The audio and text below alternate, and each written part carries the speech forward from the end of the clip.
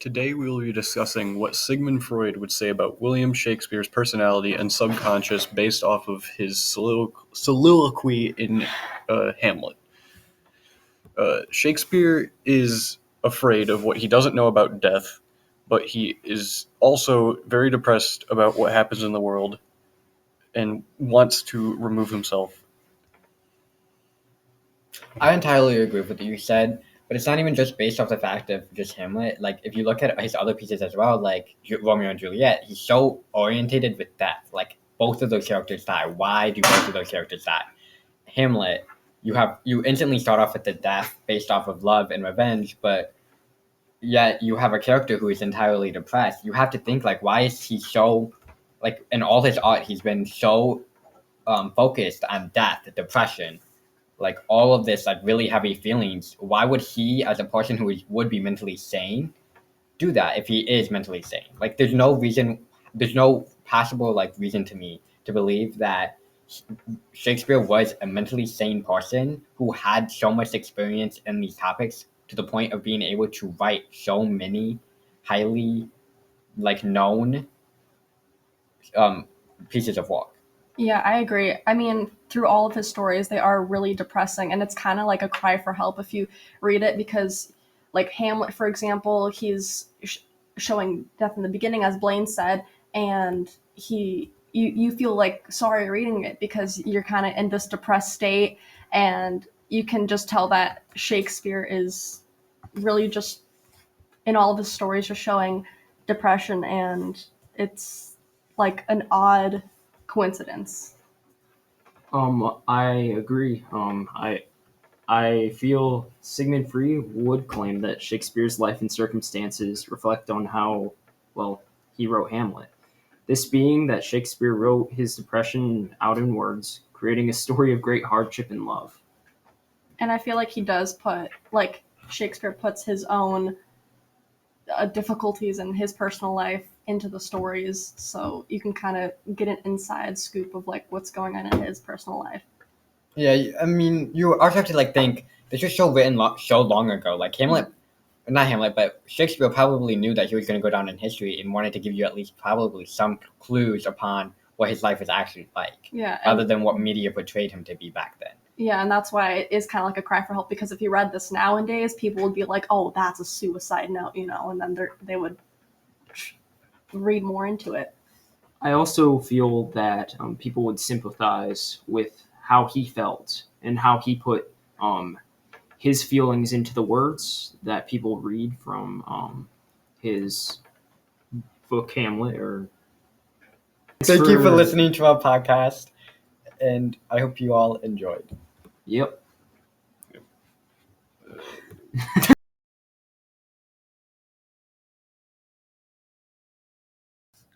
The To Be or Not to Be soliloquy from Hamlet is one of the most recognized and famous pieces of writing in the English language.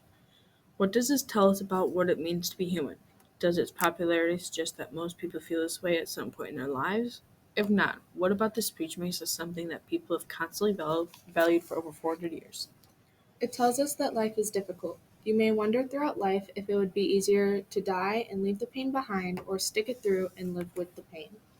Yes, and the emotion he puts into his work is showing how much he hated life and how much the obstacles thrown his way affected him.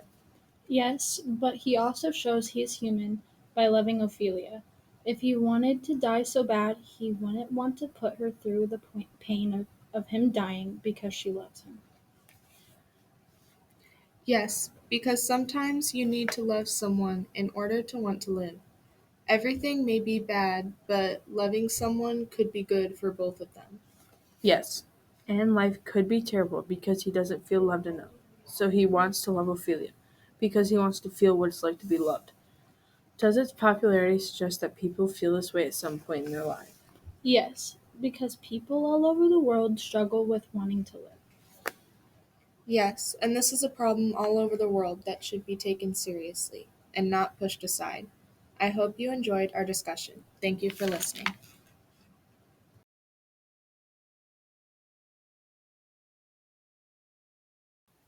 What is the main idea Shakespeare is trying to convey with this soliloquy?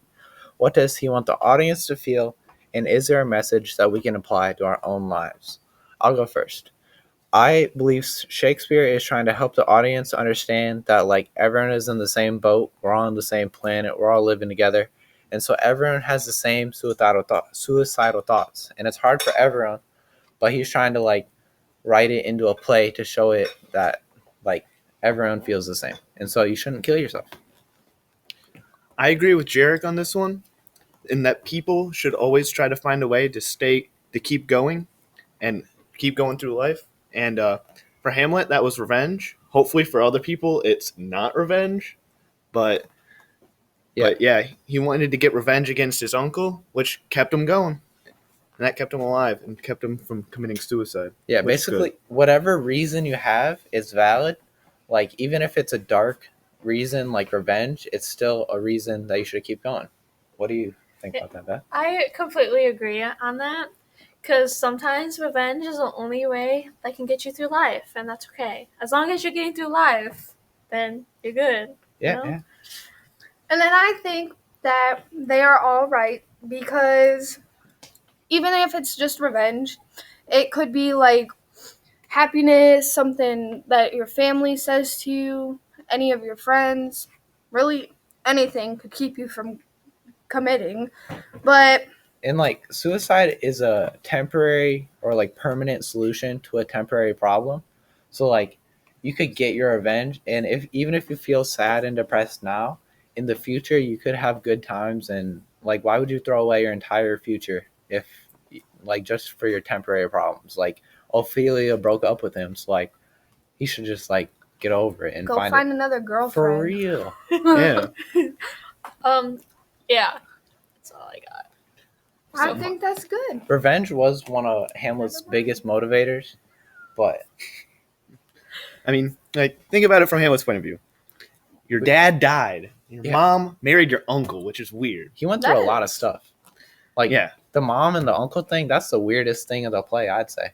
I know, bro. That would mess anyone up. What But do you- Hamlet, he kept going. What do you guys think is like the worst thing that Hamlet, like his worst reason for killing himself? Like, what's his biggest reason?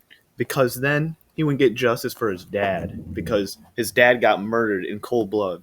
And he let that slide. And his uncle would stay king and just enjoy life with his mom. His uncle does not deserve to be king. His Honestly. uncle agree. doesn't deserve to be alive. For real. Poison him in the ear, dude. Like, come on now. But And- like Hamlet did go through a lot. What were you saying, Katie? Sorry. No. Go. All right, bet. Like Hamlet, he went through a lot, but Hamlet goes through a lot, so that means you can go through a lot. And I'm sure by the end of the play, Hamlet will have some good times, and if you keep sticking through it, you'll have some good times. So I also feel like he wrote this to tell everybody that they're not alone. Yeah. About it, because it's kind of lonely to feel like you're the only one, and it's kind of like a friend, I guess. You Yeah. could put it like that. you're like you're finding a friend in Hamlet, and like Yeah. thinking of Hamlet as yourself. Yeah. Yes. And then you just go off of like his stuff and then figure out what you can do to help yourself get through it. All right. Well, hope you guys enjoyed. Catch you in the next one. Peace.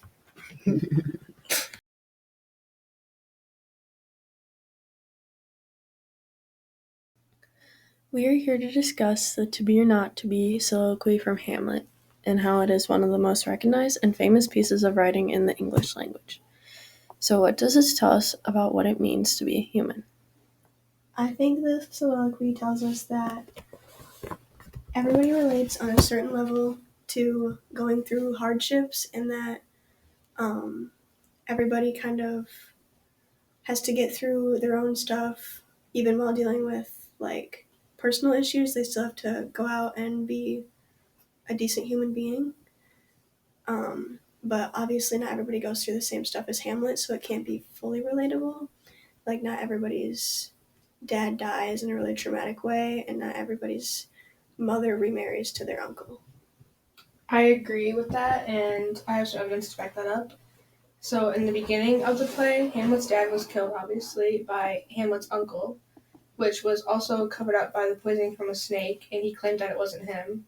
But not long after that, Hamlet's mother proceeds to marry his dad's brother, which leads him to ponder life or death and leaves him being literally crazy.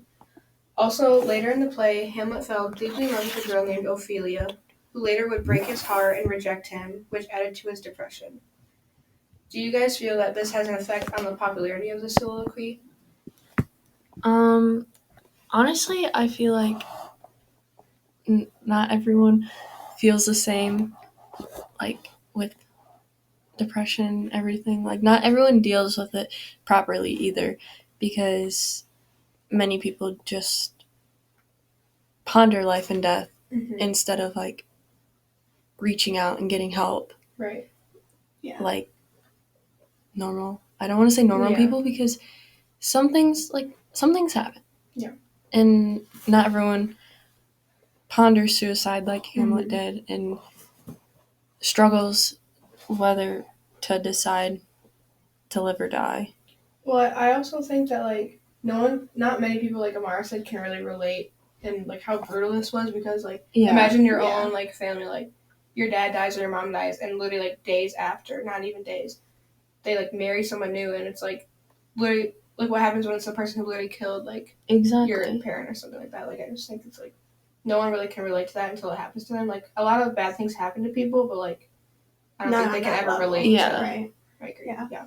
I think it does kind of help its popularity, like the fact that people can relate to, like a lot of people relate to wanting to kill themselves at a point in their life. So I think that does help like its popularity and why it's shared amongst schools so much. Yeah. Because it brings awareness. Yeah, it brings awareness to somebody feeling that like dark and can't get out of that spot, you know? Yeah. And so I don't know, I feel like that's the relatable part, just not the exact events that he's going through during that time when he gives the speech. I also feel like it brings like a lot of popularity amongst the people, because like this is such like a crazy thing that happened, and people are like, what the heck? Like no one like understands it, and they're just like, how can this happen to one person all within like a week? Like I just think like people are like really shocked at what happened to him and stuff. Exactly.